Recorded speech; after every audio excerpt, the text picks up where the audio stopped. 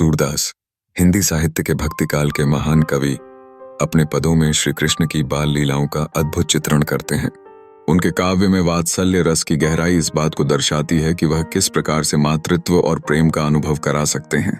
सूरदास की कविता न केवल भावनात्मक होती है बल्कि वह पाठकों को कृष्ण की शरारतों में भी डुबो देती है। एक प्रसिद्ध पद में कृष्ण अपनी माँ यशोदा से कहते हैं कि उनका बड़ा भाई बलराम उन्हें चिढ़ाता है और उनकी हरकतों पर सवाल उठाता है। इस संवाद में कृष्ण की मासूमियत और बालकृष्ण की चंचलता का स्पष्ट वर्णन मिलता है। उनका प्रश्न यशोदा से यह दर्शाता है कि वह अपनी पहचान को लेकर चिंतित हैं। भले ही उनके माता पिता गोरे हैं, उनका काला रूप उन्हें सोचने पर मजबूर करता है। इस सहज संवाद की गहराई में वात्सल्य रस की मिठास समाई हुई है। यशोदा का उत्तर, जब वह अपने बेटे को गले लगाकर प्रेम से समझाती हैं, इस क्रम का सार निकाला जा सकता है। यह प्रदर्शित करता है कि मातृत्व की ममता किस प्रकार से अपने बच्चे की भावनाओं को समझती है और उसे सांत्वना देती है।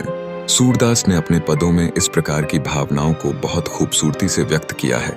कवि सूरदास की रचनाएं केवल मनोरंजन नहीं बल्कि गहरा संदेश भी देती हैं।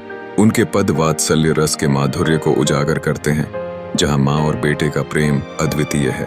सूरदास ने नटखट बालकृष्ण को प्रस्तुत कर यह दर्शाया है कि प्रेम और समझ किस प्रकार से जीवन में अहमियत रखते हैं। आखिरकार सूरदास के पद हिंदी साहित्य में वात्सल्य रस का अद्वितीय उदाहरण है, जो न केवल बाल विधि की चेष्टाओं का वर्णन करते हैं बल्कि पाठकों को सोचने पर मजबूर कर देते हैं। उसकी सरलता और सहज प्रवाह इसे विशेष बनाता है और पाठक अपने हृदय में एक नई भावना के साथ इस काव्य को आत्मसात करने में सक्षम होते हैं। सूरदास का काव्य वास्तव में प्रेम, भक्ति और वात्सल्य रस का संगम है, जो सदियों से हम सभी को जोड़ता आ रहा है।